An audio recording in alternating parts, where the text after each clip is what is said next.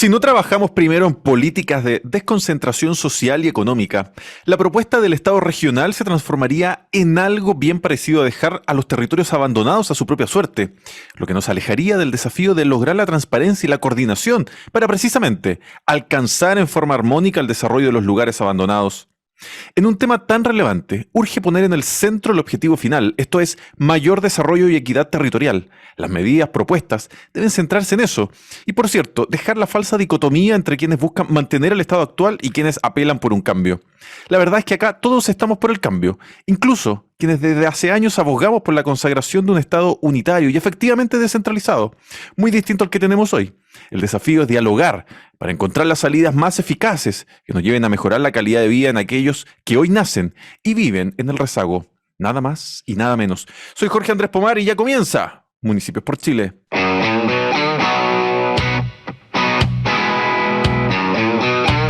En agricultura es hora de Municipios por Chile, el único programa 100% local y vecinal que llega a la vida cotidiana de las personas.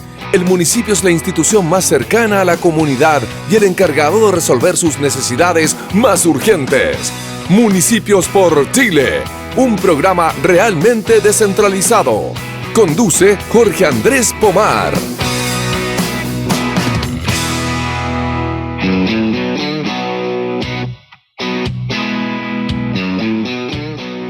Amables oyentes, auditores, radio escuchas, televidentes ahí en el YouTube Live, en Facebook Live, en radioagricultura.cl, que hasta ahora sintonizan, por supuesto, Municipios por Chile, a los que lo hacen a través de todas nuestras frecuencias FM desparramadas por esta patria llamada Chile, aquellos amigos que están en Copiapó y lo hacen en el 101.3, Puerto Montt 96.9, Talca, donde se juró la independencia, 94.5, San Fernando 99.1, el Valle de la Concagua, San Felipe Los Andes 102.3, aquí en Santiago, como es tradicional, somos 92.1. Como todos los días puedes escribirnos en nuestro Twitter, @muniporchile, acuérdate que ese por lo hacemos con una X, @muniporchile, también a través de nuestro WhatsApp, que siempre está muy prendido, mira, como ahora mismo que está sonando, que es el más 569-8868-4923.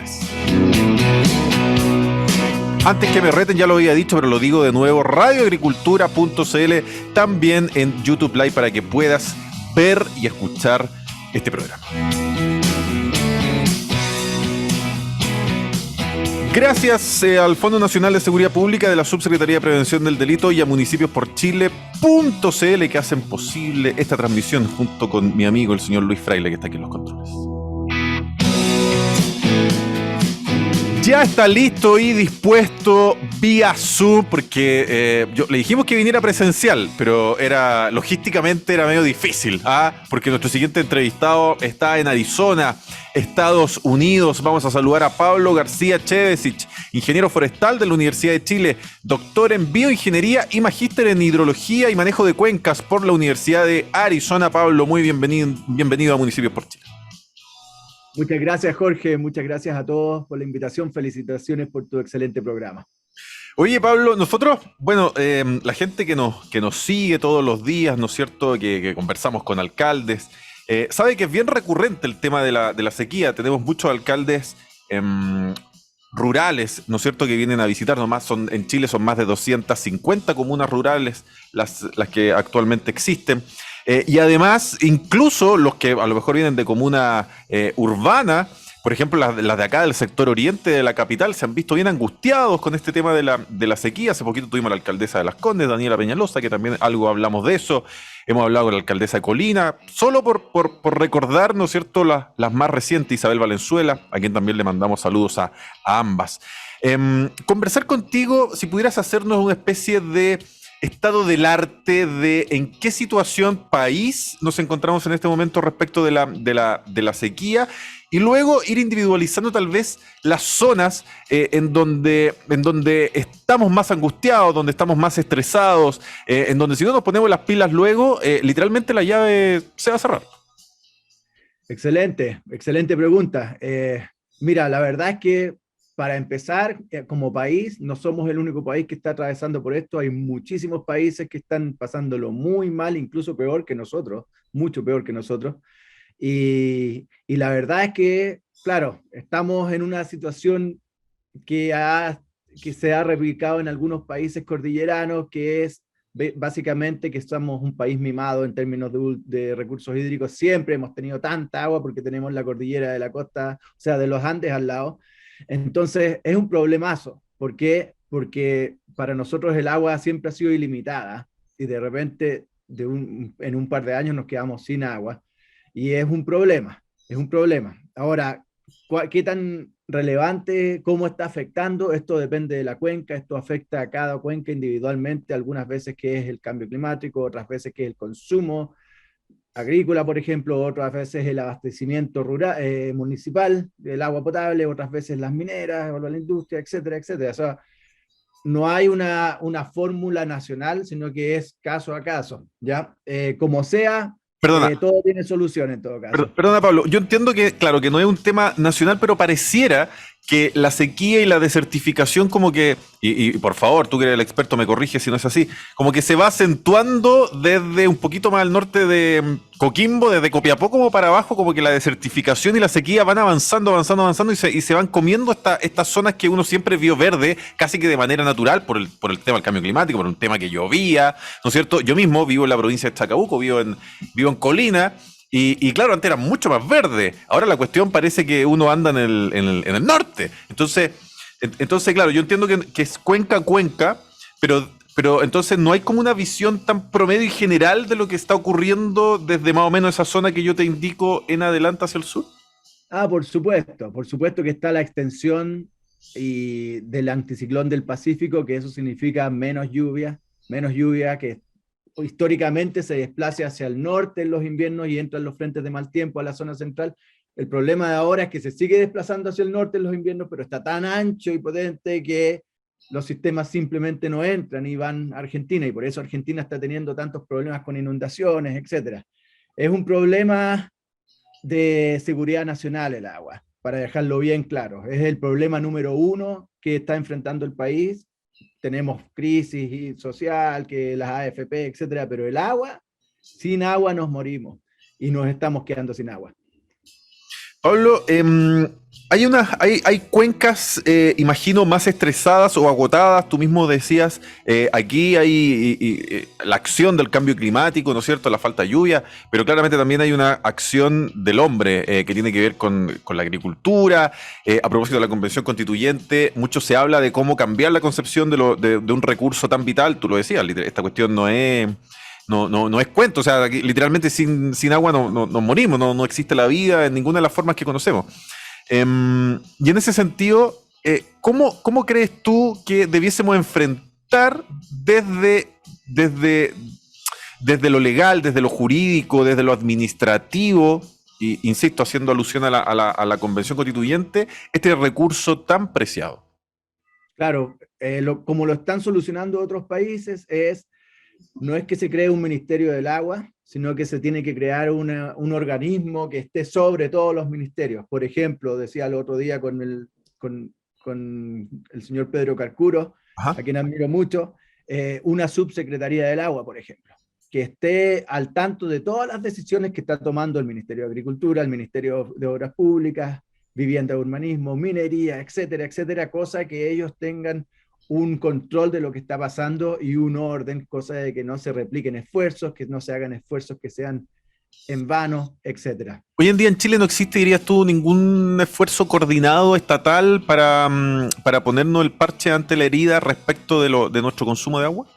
Se ha tratado, se unieron estos 4 ministerios del agua, como se les llamó, pero no está funcionando. Están los esfuerzos, la verdad es que los esfuerzos están muy descoordinados y se necesita una coordinación general, una autoridad máxima del agua. En Perú, por ejemplo, se llama la Autoridad Nacional del Agua.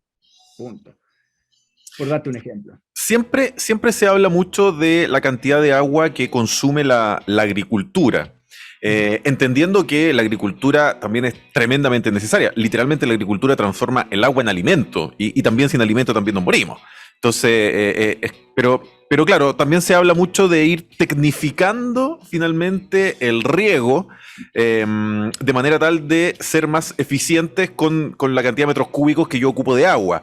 Eso que se hacía antes, eso del riego tendido, y para que la gente no entienda, el riego tendido es dar la llave y que la cuestión se inunde, y después vuelvo a regar en una semana más, ya, claro, llega a doler la guata regar de esa manera, ¿no es cierto? Entonces hoy en día lo que se pide, claro, no sé, gotero, que la cuestión tenga una sensibilidad que si llueve o cae bruma y hay humedad, entonces no se riega o se riega menos. Imagino, claro, ir como tecnificando ese tipo de cuestiones de manera tal de ocupar menos agua, pero eso necesariamente también necesita inversión y pequeños agricultores probablemente no puedan llegar a ese nivel de tecnificación y solo los grandes. Entonces, ¿cómo compatibilizar, crees tú, el cuidado del agua en términos agrícolas?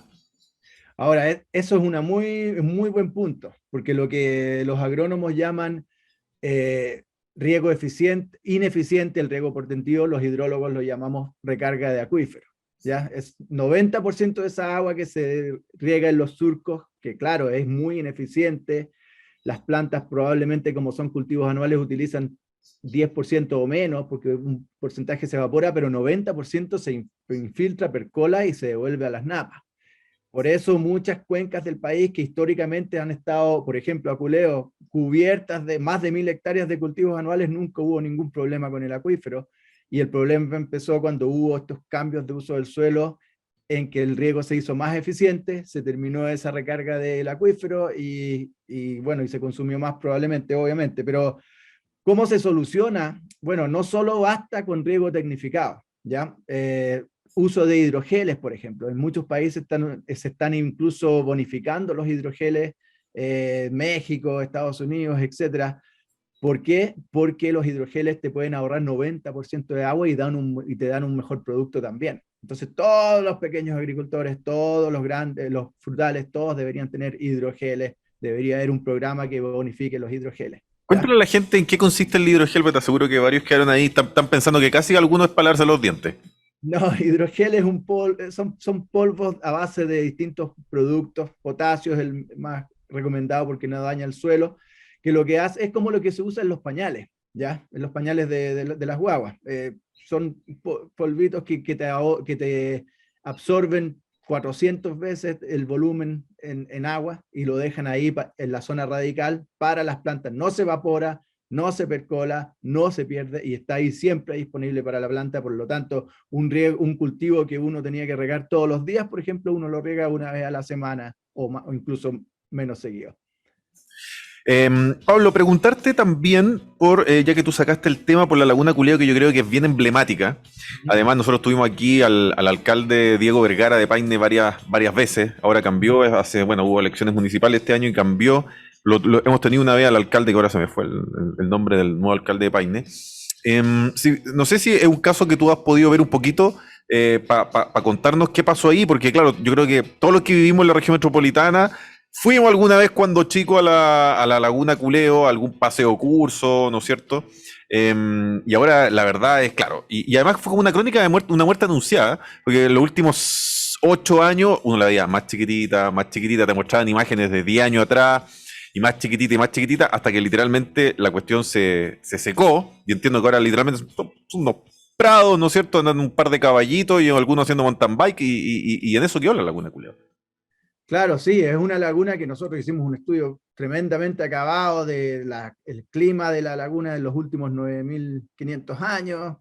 Resulta que la laguna no se ha secado en miles de años, con todas las sequías que han habido. ¿Y por qué no se secó nunca? Porque es un microclima, que la laguna misma forma el microclima y que se alimentaba siempre de sus afluentes. Bastaba un par de lluvias al año, por mucha sequía que hubiese, para que el acuífero se llenara de nuevo. ¿Qué pasó? Hubo un tremendo cambio de uso del suelo, desvío de todos los afluentes en el año 2010, y claro, pues eso coincidió con una mega sequía, pero en realidad la verdad es que se demostró que aquí fue casi 100% causa humana. Y esto está pasando en muchas partes de Chile. Hay una absoluta ignorancia en términos de la otorgación de derechos de agua, cuáles serían las consecuencias sociales, ambientales, o considerar el cambio climático. Simplemente se otorga agua porque hay agua en un río, o en un acuífero, o en un lago, por ejemplo, y eso hay que cambiarlo. ¿Es recuperable la Laguna Culeo, por ejemplo? Porque mucha gente dice, bueno, y si tenemos 2 años de racha que llueva, la laguna Culeo vuelve. ¿Es tan así o un poco según lo que tú nos dices, habría que volver a cambiar esas intervenciones que se hicieron en los afluentes de la laguna Culeo para que se llena, sin esperar a lo mejor una mega lluvia que la llene, sino que cambiando las intervenciones solamente? No, lamentablemente ya el daño está hecho. Si es que, incluso si es que si es que llega a incrementar un poquito la lluvia, cosa que puede que pase porque estamos terminando un ciclo oceánico, pero igual tenemos el monstruo del cambio climático. El acuífero está demasiado bajo, los afluentes ya no llegarían al acuífero de Aculeo mismo. Uno de los acuíferos, el Estero Pintú, hacía una barrera hidrológica subterránea que evitaba que la laguna se drenara subterráneamente. Entonces, lo único que hay que hacer ahora es, claro, importar agua, importación de agua, en este caso desalación, que costaría más o menos $170 millones hacerlo, algo así. Se llama recarga artificial de acuíferos, se hace en muchos lugares del mundo. Pucha, qué pena con los amigos de Aculeo.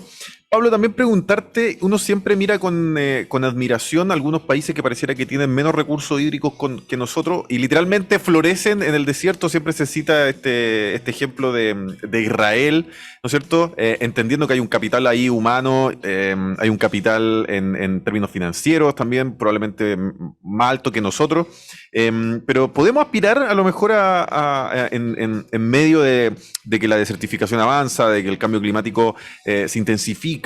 ¿Podemos aspirar a hacerlo, así como en algún momento éramos los jaguares de América Latina, a hacerlo los israelitas ahora de aquí del Cono Sur?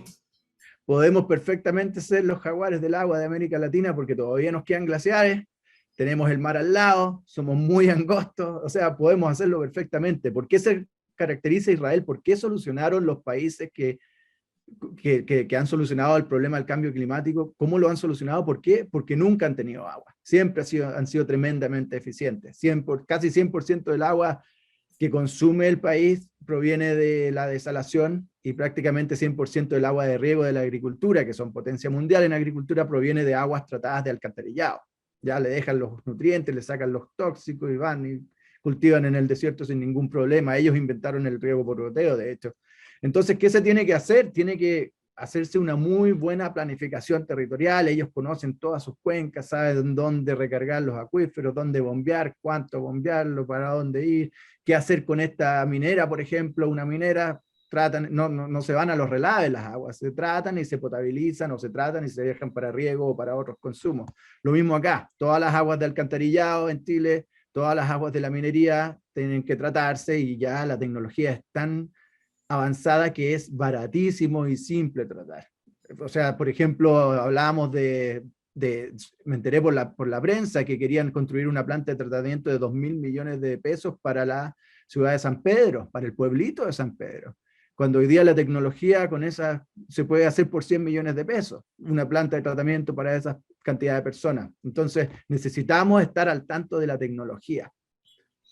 Pablo, ¿qué opinas de las carreteras hídricas? Que también uno siempre escucha mucho que podrían ser la solución en el mediano plazo para paliar la sequía en Chile. Tú hablas de los glaciares, uno piensa en la región de Aysén, ¿no es cierto? Que por suerte todavía llueve harto, a lo mejor no en los niveles de 20 años atrás, pero sigue lloviendo bastante. Y hay agua dulce, hay una reserva de agua dulce importante disponible en esa región, por ejemplo. Ya mira, la carretera hídrica ha sido un tema muy controversial, y eso ya depende de cada hidrólogo. ¿Ya? Yo, como hidrólogo muy entendido en el tema, pienso que no es la solución. ¿Por qué? Porque siempre la importación de agua es la última opción, es carísimo, y no se trata de importar agua para seguir derrochándola. Tenemos el problema del cambio climático, es costoso. Entonces se tiene que ir viendo cuenca por cuenca, haciéndose eficiente, buena planificación territorial, la ley del medidor, por ejemplo, etcétera. Y muchas de las cuencas de Chile puede que no necesiten importación de agua, y las pocas que necesiten, desalación sustentable, obviamente. Es mucho más barato, es mucho más rápido, es mucho más ecológico también, porque hoy en día la tecnología de desalación ya no causa daño, como antes, pese a la mala reputación que tenían.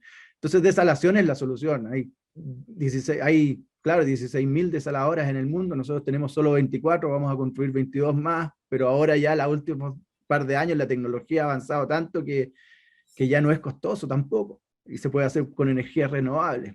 Es la solución. Mucho también uno escucha de las plantas para desalar agua respecto a los productos secundarios, ¿no es cierto?, que ocurren, básicamente la sal, ¿no es cierto?, que va matando y erosionando todo alrededor de la planta. Pero tú decías que eso tecnológicamente ya fue solucionado.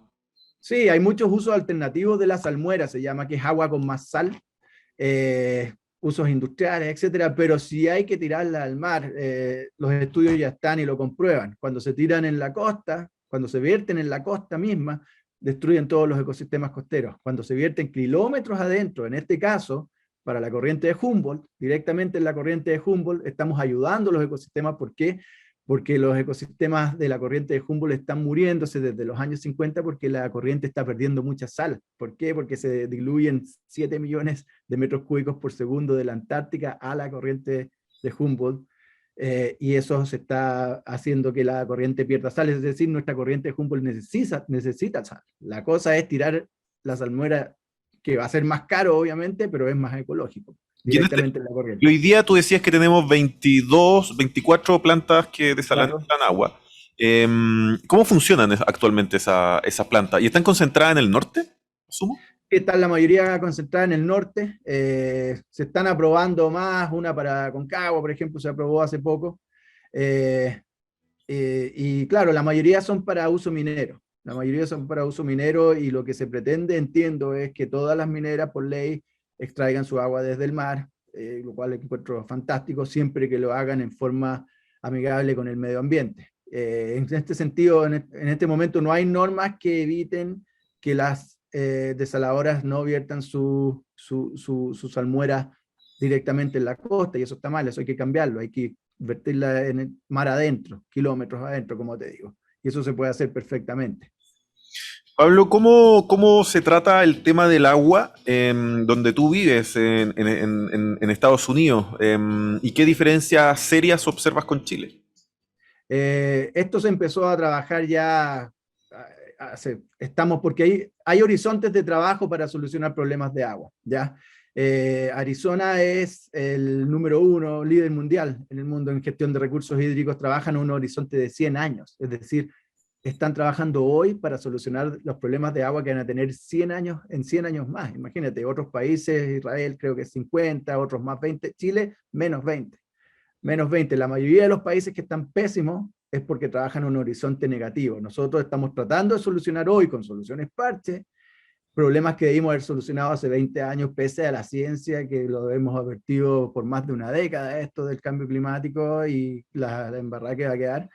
Y recién ahora estamos viendo, bueno, a ver qué hagamos, qué hacemos, ¿ya? En Arizona está todo el mundo, no se pierde una sola gota, mucha recarga de acuíferos, mucha investigación hidrológica, mucho hidrólogo también, que esto es importante, que cada municipio en Chile debería tener un hidrólogo. Esto fue una conversación que tuve con un doctor Rodrigo Valdés Pinea, también hidrólogo de Arizona, que también es chileno. Tú eres el primer hidrólogo que yo conozco en todo caso en mi vida. No conozco ningún otro hidrólogo. Sí, en Chile, lo que pasa es que en Chile no se crea la carrera de hidrología, es el único país en Sudamérica prácticamente que no se crea la carrera de pregrado de hidrología. La Universidad de Chile, la Facultad de Ciencias Forestales está a punto de sacarla, eso sí. Y Chile necesita hidrólogos con urgencia. Cada municipio, como digo, debería tener un hidrólogo que esté trabajando en sus cuencas, haciendo sus modelos, y si alguien dice, oye, quiero poner 100 hectáreas de frutales, por ejemplo, corre el modelo y dice, no, en esta zona solamente 23 hectáreas, porque 24 hectáreas ya estamos causando problemas con el balance hídrico de la cuenca, etcétera, soluciones, etcétera. Es una cosa que todo el mundo está educado, también los niños están muy educados, aquí los niños se duchan por 1 minuto, así de simple, no existe el césped, por ejemplo, no es que se prohíba el césped, sino que se educó a la gente, y en realidad la gente se dio cuenta que era poco ético tener césped en un lugar donde el agua no abunda. Es como lógico. Lo mismo tiene que pasar en Santiago, el césped tiene que eliminarse, excepto las plazas, los parques, esos pueden quedarse, obviamente. Acá existe mucho campo de golf, mucho parque, mucha escuela con mucho césped, pero todo eso césped se riega con agua tratada de alcantarillado. ¿Qué hacemos con nuestra agua de alcantarillado en Santiago? La tratamos y se va por el río. Tiene que reutilizarse, tienen que hacerse tubos especiales y con eso regar las plazas o las áreas verdes, por ejemplo. Es solo un ejemplo. no se pierde una sola gota, ¿ya? Una gestión increíble también, los derechos de agua no son una eternidad, o 30 años, son 3 años, 2 años, 5 años, dependiendo de cómo está la cuenca. Son solo ejemplos que te puedo dar, te puedo hablar todo el día de esto. Sí, sí, por supuesto. ¿Cuál dirías tú, a propósito de que tuviésemos una subsecretaría, planteabas tú, ¿no es cierto?, del agua o alguna institución, ¿no es cierto?, que pudiese reunir los esfuerzos que de manera descoordinada se llevan adelante en varios ministerios. ¿Cuáles crees tú que debiesen ser las políticas públicas madre que emanen desde esa subsecretaría del agua para enfrentar finalmente este problema? A propósito que aquí en poquito más de un mes, además, vamos a tener nuevo gobierno. Claro. Mira, básicamente es lo que han hecho los países que están solucionando el problema. Primero que nada, la ley del medidor. No tenemos idea como país cuánto estamos consumiendo, o como nombra cualquier cuenca y no tenemos idea. Aculeo, por ejemplo, hay 50 pozos inscritos más o menos en la DGA. En el censo del 2017 salieron 350, pero en la realidad hay más de 1000. En Chile, 60.000 pozos inscritos en la DGA. En el censo del 2017, 270.000 pozos. Nadie sabe cuánto se está consumiendo. Si no sabéis cómo se consume, no se puede gestionar el agua. También mucha planificación territorial, para eso necesitamos mucha instrumentación, mucha investigación hidrológica, cambio climático, cómo afecta, porque es distinto poner 100 hectáreas de cultivo, de un cierto cultivo en una cuenca que en otra. Entonces cada cuenca es distinta, hay que hacer mucha investigación. Tratamiento y reuso del agua, no perder una sola gota, como te digo, aguas de alcantarillado, aguas de la minería, todo tratado, la tecnología está, eficiencia hídrica, eso es importantísimo, como te digo, esto de los hidrogeles es clave, ¿ya? Y también, si es que va a poner uno riego tecnificado en una cuenca, ¿qué efectos hidrológicos va a tener en el acuífero local? Pues ya no va a haber ese efecto de recarga, como te digo. Solución a los conflictos, hay metodologías que te garantizan la solución a los conflictos del agua, ¿ya? Contratación de hidrólogos y formación de hidrólogos. Chile necesita hidrólogos con urgencia, como te digo.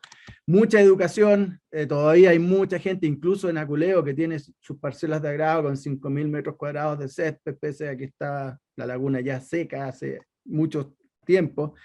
Incentivos tenemos que dar para la captación de agua lluvia, desviación de aguas grises, etcétera, todo eso, jardines, transformación de jardines ingleses, que es el de césped, a jardines xerófitos, que es un jardín que se ve bonito, hermoso, pero que no consume prácticamente agua, con especies xerófitas, etcétera, etcétera.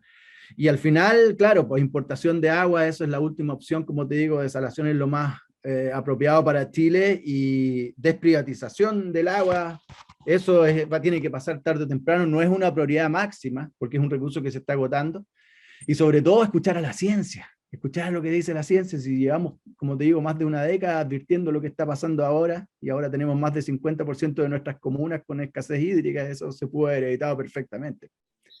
Tú dices que vamos de manera negativa y después de escuchar toda esta batería, ¿no es cierto?, de consejos, recomendaciones, todos muy bien fundados por lo demás, ¿no es cierto?, en términos de políticas públicas para actuar en pos del combate a que nos quedemos sin agua. ¿Cuántos años nos llevaría poner en práctica lo que nos acabas de comentar? ¿Vamos atrasados 10 años, 15 años? Bueno, todo eso depende de 3 cosas. 1, voluntad política. 2, que se agilicen los procesos para que se aprueben los proyectos rápidamente. No es posible que un proyecto, por ejemplo, si queremos recuperar Aculeo, por ejemplo, si el proyecto va a estar en el Congreso 10 años, no sirve para nada. Tienen que ser cosas que en 2 meses estén listos, aprobados, listo, ya. ¿Por qué? Porque se hacen los estudios que pueden hacerse bastante rápido, etcétera, etcétera. Y 3, el uso de las tecnologías. O sea, como te digo, y coordinación de lo que estamos haciendo. Pues yo lo mencioné la otra vez en el programa de Don Pedro, que, por ejemplo, que se invirtieron 28.000 millones de pesos para desviar las aguas del río Aconcagua, para abastecer de agua potable a Valparaíso y Viña del Mar, teniendo el mar al lado para desalar. O sea, era como que no lo podíamos creer los hidrólogos. Y sabiendo que 70% de esa agua es agua que proviene de los glaciares. Es decir, cuando se derritan esos glaciares ya no va a haber agua en el río prácticamente. Y ahora el río Aconcagua, y ahora acaban de aprobar una desaladora en Aconcagua. Entonces, te das cuenta la descoordinación que tenemos, es impresionante. Entonces, todo esto, la nueva constitución, tenemos que ser un país que cuide su agua, tenemos que ser un país eficiente y es posible triplicar la producción, incluso agrícola del país, con una fracción del agua que usamos ahora, si es que usamos la tecnología y eficiencia y buena planificación territorial. Pablo García Chévez, por favor, vuelve a Chile, Pablo. Te estamos perdiendo ya con los amigos gringos. Oye, Pablo García Chévez, ingeniero forestal de la Universidad de Chile, doctor en bioingeniería y magíster en hidrología y manejo de cuencas por la Universidad de Arizona. Gran entrevistado. Muchas gracias, Pablo. Gracias, Jorge. Fuerza Chile. Nosotros vamos a ponernos al día con las noticias. Cristóbal Vergesio, Agricultura a la hora. Una pausa comercial y seguimos con más aquí en Municipios por Chile.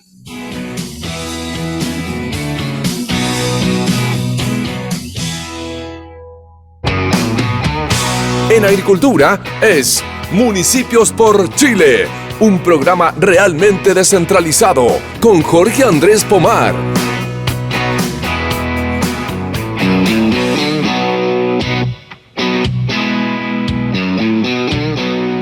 Y ya estamos de vuelta con más Municipios por Chile y por supuesto lo hacemos con el Fondo Nacional, no se me perdió el comercial, aquí está, el Fondo Nacional de Seguridad Pública, que es un programa de la Subsecretaría de Prevención del Delito. Este concurso anual busca fomentar el compromiso de las organizaciones sociales y municipalidades para participar de las iniciativas de seguridad que se llevan a cabo en el territorio, otorgándoles un rol central en la definición de sus propias prioridades. Ingresa a www.fnsp.gov.cl.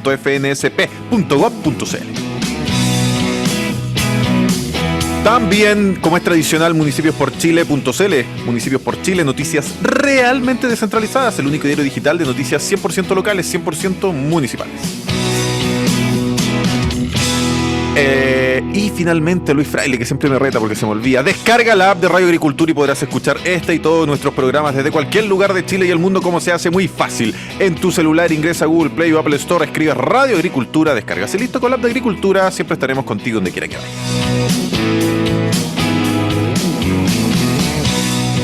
Ya están listos y dispuestos vía Zoom el día de hoy. Ambos dos han estado ya alguna vez en este humilde panel.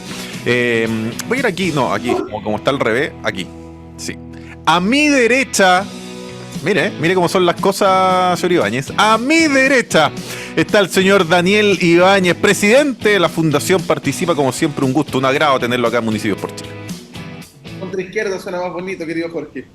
Eso. Muy agradecido de estar con ustedes. Y si usted está siguiendo nuestra transmisión por YouTube Live, por Facebook Live en radioagricultura.cl, mire, aquí abajo el flamante diputado electo José Carlos Mesa del Partido Republicano también. Muy bienvenido a Municipios por Chile. ¿Ya le digo diputado? ¿Le digo José? ¿Todavía cómo es la cosa? José. No, me ha costado acostumbrarme a ese trato como medio impersonal, lo encuentro yo, como que uno pierde su identidad. Todos te dicen diputado y no cuesta acostumbrarse. Mira, lo vamos a hacer de la siguiente manera. Hasta el 11 de marzo, José. Desde el 11, ¿a qué hora es la ceremonia en el Congreso? Creo que como a las 11 de la mañana y después viene el juramento presidente. Ya, desde las 11 de la mañana, diputado. Yo siempre he sido bien respetuoso ahí de la institución. Cuando vienen alcaldes, algunos que los conozco hace años, somos amigos, alcalde nomás. Oye, vamos a conversar de varias cosas que están pasando esta semana. A veces la gente cree, ¿no?, que febrero es más relajada la cosa. No.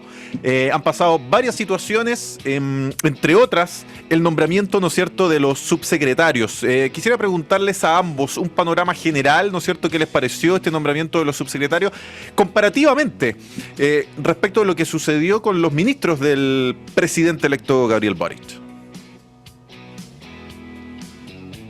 Están demasiado respetuosos. A ver, ya, voy para a usted y para yo. Ya, vamos con José Carlos entonces. Mira, evidentemente para nosotros que competimos con la opción de Gabriel Boric en la segunda vuelta, es esperable que los nombramientos no nos dejen satisfechos. Yo por lo menos no comparto esa visión un poco bonita de esperar que todo salga bien, porque en la perspectiva de Gabriel Boric, de que todo salga bien en su gobierno, significa cumplir su programa, un programa que yo creo que le va a hacer muy mal a Chile. Ojalá que al país le vaya bien, si eso implica que el gobierno tenga que rectificar alguna cosa, ojalá que la rectifique. Perdón, José Carlos, pero entendiendo que, por supuesto, que ustedes compitieron versus la opción de Gabriel Boric, pero entendiendo de dónde viene Gabriel Boric, de dónde viene la coalición de Gabriel Boric, o sea, lo más probable es que Jacqueline Van Rysselberghe no iba a estar en el gabinete. Exactamente, por eso... Dentro del universo que podía elegir, no sé, te podían haber puesto a la Bárbara Figueroa de ministra del Trabajo y a Telier de ministro de Defensa. Entonces, bueno, dentro de eso... Dentro de eso, yo creo que se ha cometido algunos errores Gabriel Boric, que uno podría considerar errores no forzados. Creo que el más grave de todos, y espero que lo enmiende de aquí al 11 de marzo, y ojalá esta persona lo asuma, es el nombramiento de Carlos Eldenstein en Fuerzas Armadas, como secretario de Fuerzas Armadas. Primero porque considero que no es una persona realmente capacitada para asumir ese cargo, y en segundo lugar, por las vinculaciones que tiene con la crisis de la universidad, una crisis que condenó a muchos estudiantes a buscarle sus sueños, y por los fuertes vínculos que tiene con el gobierno de Hugo Chávez y de Nicolás Maduro en este caso, siendo que fue él el que fue personalmente a buscar los 8 millones de dólares que se le inyectaron a la universidad, sí, y aún así la universidad no fue capaz de salvarse. Creo que es una persona que tiene un tejado de vidrio demasiado grande, demasiado abierto para asumir una subsecretaría tan importante. Daniel Ibáñez, mucha gente habla de los amigos de la DC que quedaron mirando para el techo, ¿no es cierto? Pero hay otros perfiles, ¿no es cierto?, dentro de la centroizquierda y la izquierda que también quedaron mirando para el pecho, también para el techo del mundo independiente. ¿Qué te parecieron a ti estos nombramientos? Muchos hablan de que el pacto Apruebo Dignidad realmente se notó en el nombramiento de los subsecretarios, a diferencia de lo que pasó en el gabinete ministerial. Sí, efectivamente, con el nombramiento de los subsecretarios se comienza a generar un equilibrio que no se vio de alguna manera en el nombramiento de los ministros, particularmente en la representación de Apruebo Dignidad, lo que es entendible porque finalmente además son los subsecretarios los que ponen en marcha las políticas públicas que se generan desde los ministerios, y además se requiere mantener un equilibrio político. Después de toda esa Apruebo Dignidad, la coalición original de gobierno que llega a Gabriel Boric a la presidencia, y a la que se terminan sumando los partidos del socialismo democrático, y por lo tanto se entiende que se busque también establecer este equilibrio donde vemos que hay mucha más representación de Revolución Democrática, que no tenía tanta representación en materia de ministros, lo mismo con el Partido Comunista, entre otros. Yo creo que va en la línea correcta de mantener los equilibrios que le permitan la gobernabilidad dentro de estas dos coaliciones que finalmente van a ser el soporte político del gobierno de Gabriel Boric. Corríjanme o avísenme si ustedes están en desacuerdo con lo que voy a decir a continuación, pero la construcción de la coalición política que en Chile, que especialmente, y hablo de la concertación, desde 1990 en adelante lo que vimos es efectivamente una proporcionalidad muy directa de lo que ocurría en términos de electorales en el Parlamento, luego en los ministerios. Básicamente DC, PS, y de ahí, ¿no es cierto?, con menor representación, los amigos del PPD, los amigos del Partido Radical, etcétera. Esa manera de hacer coalición y posteriormente transformarse en gobierno, yo siento que el presidente Piñera, en Sebastián Piñera I, siguió un poco con la misma mano, con una coalición por supuesto distinta, UDI, Renovación Nacional. Y después yo pensé que el ciclo político como que de esa manera se había agotado, especialmente con el nombramiento ministerial que hace Gabriel Boric. No estoy diciendo que esté bien ni mal, pero siento que claro, que ahora como que volvió un poco a esa política tradicional de darle en el gusto, en el fondo, a los presidentes de partidos, resguardando las distintas representaciones que tienen ellos a nivel parlamentario. Entendiendo además que este Congreso no tiene nada que ver con el de 1990, está mucho más atomizado, ¿no es cierto?, está mucho más partido, y es cada vez más difícil entregar finalmente ese tipo de representatividad.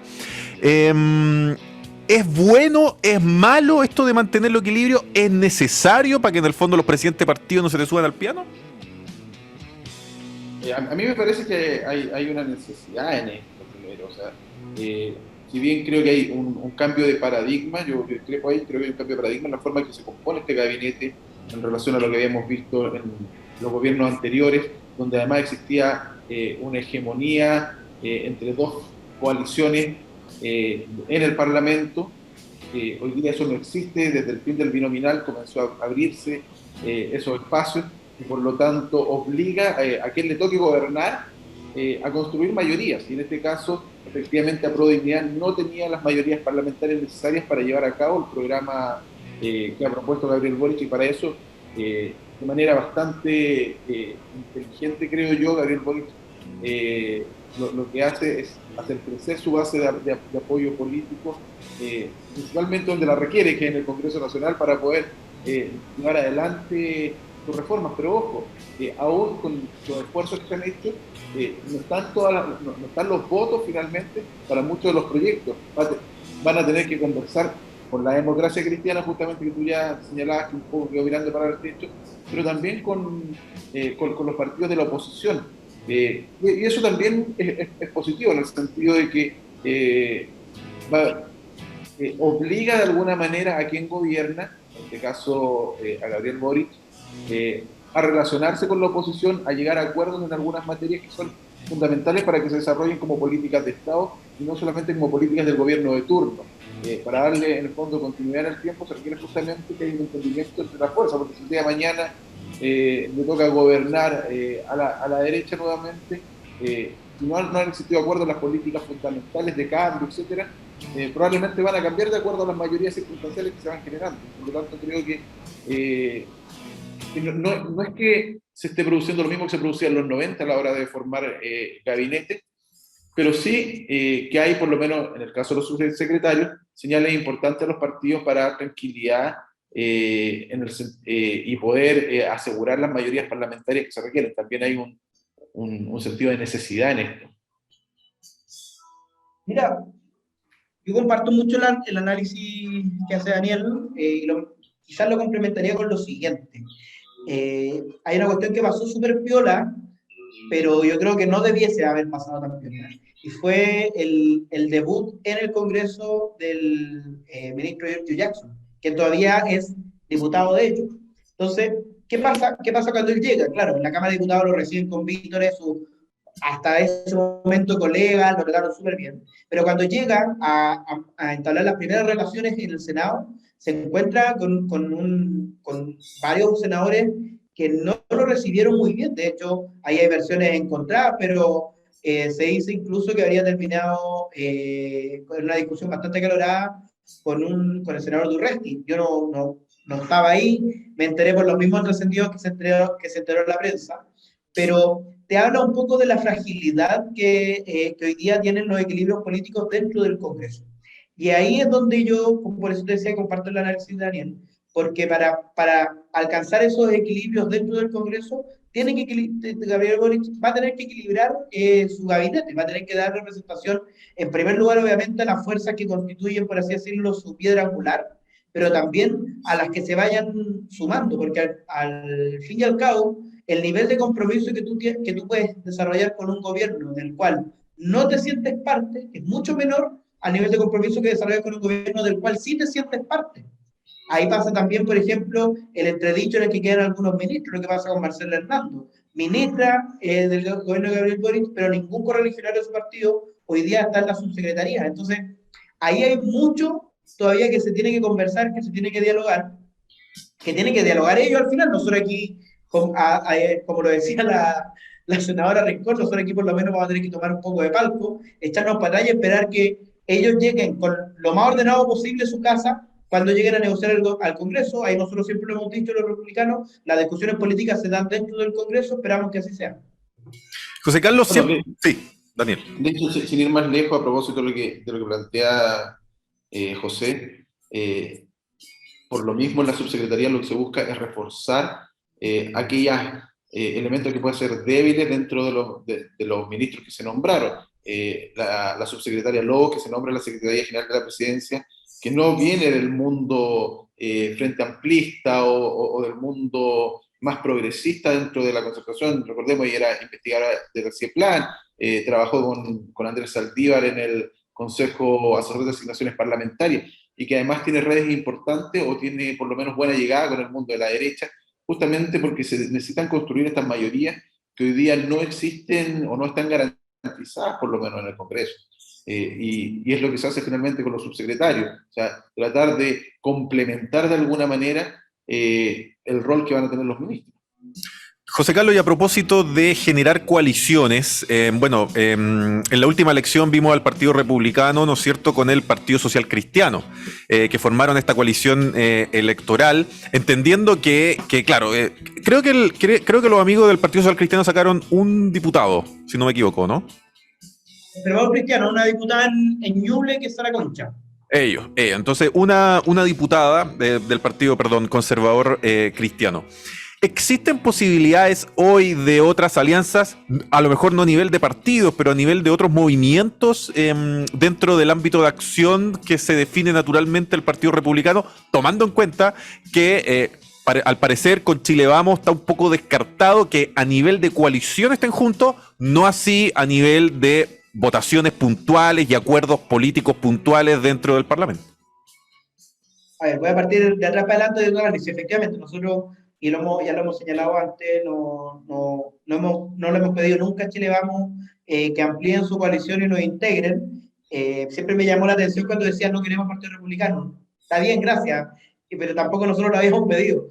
Sí creemos que los acuerdos a los que se puedan llegar se van a dar en distintas materias. Hay materias en las que tenemos mucha sintonía con los partidos de Chile Vamos, otras materias en donde no tenemos tanta sintonía. Hay materias en las que, por ejemplo, podemos tener una muy buena sintonía con el Partido de la Gente, en materia de emprendimiento, en materia de modernización de las instituciones del Estado. Podemos ir encontrando temas que nos vayan uniendo. Pero el camino que nosotros decidimos emprender lo marcamos ya hace mucho tiempo, desde el momento de la fundación del Partido Republicano. Y eso es un camino propio. Ahora, eso implica para nosotros también, a nivel, ya pensando fuera del Congreso, sino que concentrándonos más en el terreno, implica, por supuesto, incorporar a quienes quieran sumarse a trabajar para reforzar nuestro trabajo en terreno y poder encontrar opciones para levantar en los próximos 3 años. Uno no piense que 3 años es mucho tiempo, pero en política 3 años es un periodo súper corto, se nos vienen en 3 años más elecciones municipales y de gobiernos regionales, y ahí tenemos que tener resuelto, por ejemplo, como sector, primero como partido, y después como sector en el nivel más amplio, con quién vamos a competir en Viña, con quién vamos a competir en Valpo, con quién vamos a competir en Maipú, en Recoleta, en Conchalí, en todas las comunas hoy día donde la derecha no es gobierno. Todo eso se construye, obviamente, con un poquito de generosidad, abriendo los espacios para que quienes quieran participar y quieran desarrollar proyectos locales lo puedan hacer. Daniel Ibáñez, hace un par de días, ¿no es cierto?, se cerró el periodo de iniciativas populares de la Convención Constituyente. Como presidente de la Fundación Participa, ¿qué te parecieron estas creo que fueron al final 74, porque al final como que remataron un par. Creo que fueron al final 74, siendo la más votada, Con Mi Plata No, a propósito de los fondos de pensiones de la AFP?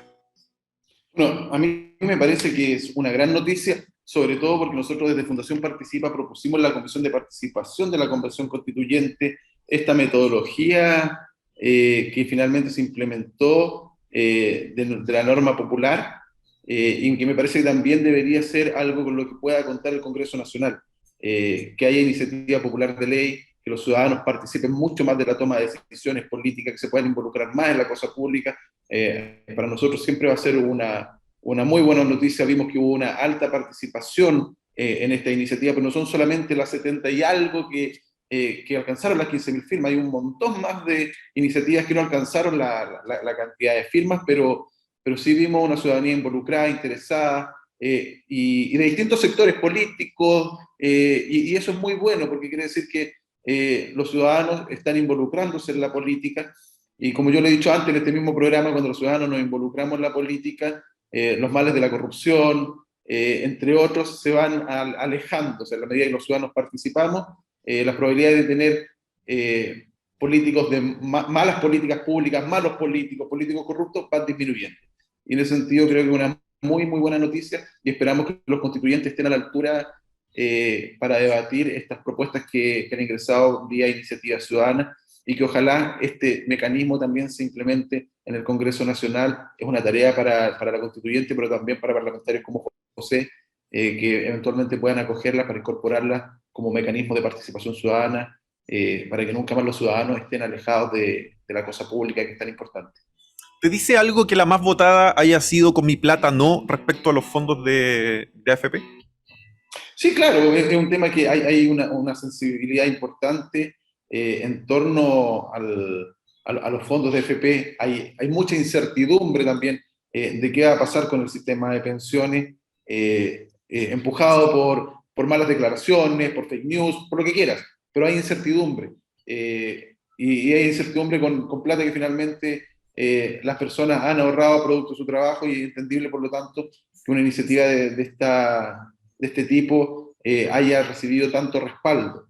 Y también es una señal política importante, una señal política en el sentido, tanto para los constituyentes como para los parlamentarios en ejercicio y los electos, de que hay que meterse de cabeza al sistema de pensiones, que es una tarea que está pendiente, porque no solamente el interés por mi plata, por lo que yo tengo ahorrado, es mi interés por el futuro, qué es lo que viene, cómo voy a vivir mi vejez.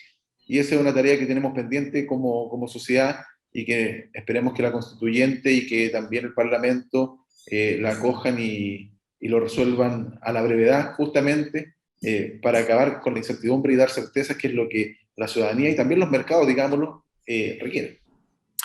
José Carlos, siempre se habla mucho de este concepto con el presidente electo de la luna de miel, que básicamente es, ¿no es cierto?, que todos tenemos, le deseamos en general, todo el mundo le tira buena energía, buena vibra. Es difícil criticar a alguien que todavía no ha hecho nada, ¿no es cierto?, no ha asumido un solo día, o que lleva demasiado poco en el tiempo, y en general se habla de que esta cuestión dura 2 meses, 2 meses y medio, la luna de miel, antes de que efectivamente se empiezan a ver los cambios humanos, la oposición empieza a hacer su pega, ¿no es cierto?, de desnudar ciertos errores, detalles o matices respecto al oficialismo y a la administración.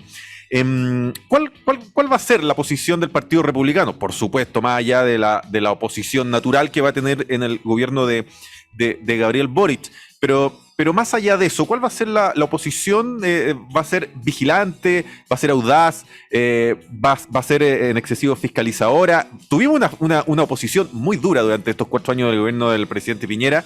Yo no recuerdo mayor cantidad de acusaciones constitucionales, inclusive con el presidente.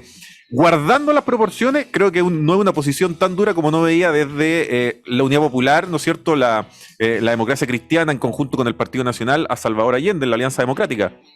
Insisto, guardando las proporciones. Pero probablemente desde ahí no veía un clima tan encrispado. Uno esperaría que en esta construcción, en este nuevo ciclo político, existiera por ahí una nobleza que yo creo que la izquierda no tuvo en estos últimos 4 años respecto del oficialismo.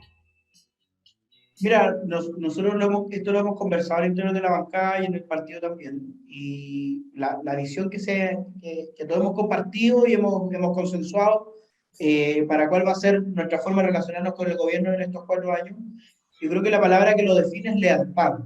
Nosotros buscaremos siempre hemos tratado de ser un partido leal, y buscaremos ser también una oposición leal. Y leal en muchos aspectos. En primer lugar, leal con el país, leal con nuestros compatriotas, leal con los chilenos. Y eso implica que cuando hay cosas que sean buenas que vengan del gobierno, nosotros las vamos a apoyar. Pero cuando hayan cosas que sean negativas, que vayan en perjuicio de los derechos de las personas, nosotros vamos a ser los más férreos opositores.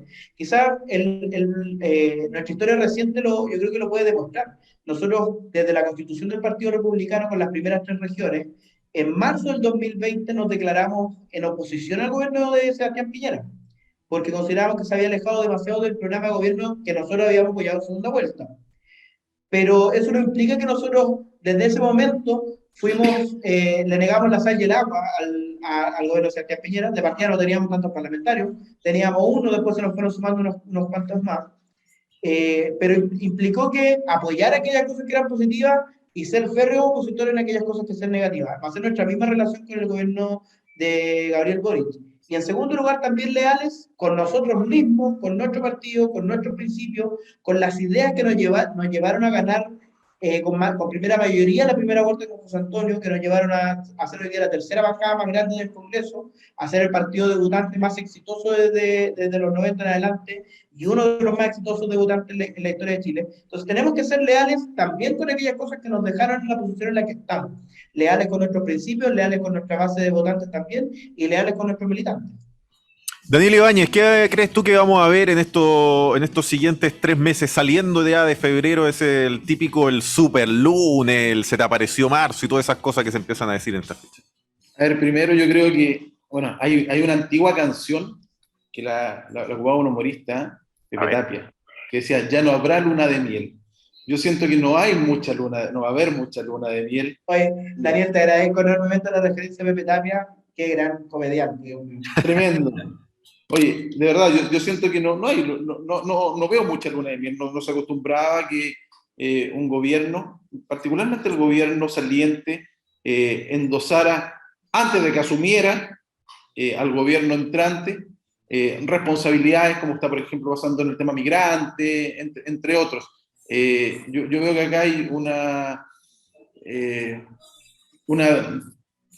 siento que la futura oposición, de alguna manera, hoy día está tan desordenada, o sea, todavía no logran generar esta cohesión, este discurso conjunto, tal vez como futura oposición, que en el fondo tenemos parlamentarios, tenemos ministros que salen a pegarle al gobierno entrante antes de que entre. Yo no digo que no le peguen cuando entren, pero cuando ya estén andando, cuando ya estén cometiendo errores y que los cometen, cuando hagan cosas que... Pero antes de asumir, yo creo que se había visto poco, no tengo recuerdos de que se haya visto antes de que asumieran, salvo las críticas normales que hay cuando se nombra un gabinete, que hay alguna observación, pero más allá de eso no lo había visto. A mí me parece eso bastante llamativo, por eso digo, yo creo que no va a haber mucha luna de miel, y en la medida tampoco que haya una oposición que esté debidamente coordinada, que estén alineados, porque además para la democracia es importante que exista una buena oposición. Lógico que sí. Diputado. Sí, solo comentar una cosa a lo que señala Daniel. Hay ciertas cosas que evidentemente uno puede criticar al gobierno entrante, no en cuanto a gobierno en sí, porque si no han tenido las atribuciones para tomar decisiones, uno no los podría criticar. Pero sí, por lo menos lo que nosotros hemos hecho es criticar también lo que han hecho los miembros del gobierno entrante mientras eran parlamentarios. Tengo aquí un resumen que hicimos, de hecho lo hicimos esta mañana con la gente de Idea Republicana. En materia de robo de madera, hay 2 proyectos de ley que se votó en 2 oportunidades: el robo de madera, que es la forma en la que el terrorismo se financia en la Araucanía. Gabriel Boric, Giorgio Jackson, Camila Vallejo, Maya Fernández, Miguel Crisp y Manuel Monsalve nos votaron en contra, los 2. La ley Naim, que a propósito de lo que pasó con el cabo Eugenio Naim, para aumentar las penas cuando se cometen crímenes en contra de los carabineros, Gabriel Boric, Giorgio Jackson, Camila Vallejo, Maya Fernández, Marcelo Hernando, Miguel Crisp y Manuel Monsalve lo votaron en contra. La ley Juan Barrios, también a propósito del terrorismo en la Araucanía, Boric, Jackson, Vallejo, Maya Fernández, Miguel Crisp lo votan en contra. Entonces, ¿qué es lo que también se ha dicho respecto de ellos como gobierno entrante, como figuras insignes del gobierno entrante, y que decir el propio presidente? Que se hagan responsables frente a la ciudadanía de las decisiones que como parlamentarios tomaron en los últimos 2 años, porque cada vez que se les requirió para poder dar las señales correctas a la ciudadanía, ellos les dieron la espalda a la ciudadanía, por lo menos así lo veo yo, y esa es la crítica que por lo menos desde el Partido Republicano nosotros hemos levantado. Ellos hoy día, por así decirlo, nos dan cátedra en materia de seguridad, en materia de inmigración. Es cosa de ver los parlamentarios que fueron por el tema de la inmigración, nuestro tribunal constitucional, pero se nos olvida que hace algunos meses atrás, y no más de 2 años, eran parlamentarios y votaron en contra de los proyectos de ley que justamente buscaban regular y sancionar con mayor fuerza todas estas situaciones. Porque eran malos proyectos, o sea, partamos porque cuando tú buscas solamente penalizar, y tú lo sabes, José, tú eres abogado además, cuando tú solamente buscas penalizar, pero no vas al fondo del problema, que es lo que no se ha hecho en la Araucanía, y no solamente en el gobierno de Sebastián Piñera, si miramos los gobiernos hacia atrás, tampoco se ha tratado de manera... Otro ejemplo que no lo quise nombrar, el proyecto que buscaba la renuncia expresa a la violencia de los partidos políticos, de la violencia, Gabriel Boric, Giorgio Jackson, Camila Vallejo, Miguel Crispi lo votaron en contra, Manuel Monsalve se abstiene. Entonces, podemos encontrar un montón de temas en los que ellos finalmente no han mostrado un compromiso con las personas. Oye, la música. Perdón, aquí el señor Fraile en un esfuerzo de producción ahí, mientras se daba el debate, estaba poniendo Ya no habrá luna de miel para goce del diputado electo José Carlos Mesa. Oye, nos tenemos que ir. Sí, nos tenemos que ir. Todo lo bueno se acaba. Municipios.chile.cl, noticias realmente descentralizadas. Y el Fondo Nacional de Seguridad Pública y la Subsecretaría de Prevención del Delito. El diputado electo, el señor José Carlos Mesa, del Partido Republicano. Gracias por este contacto. Gracias por la invitación. Y arriba, acá.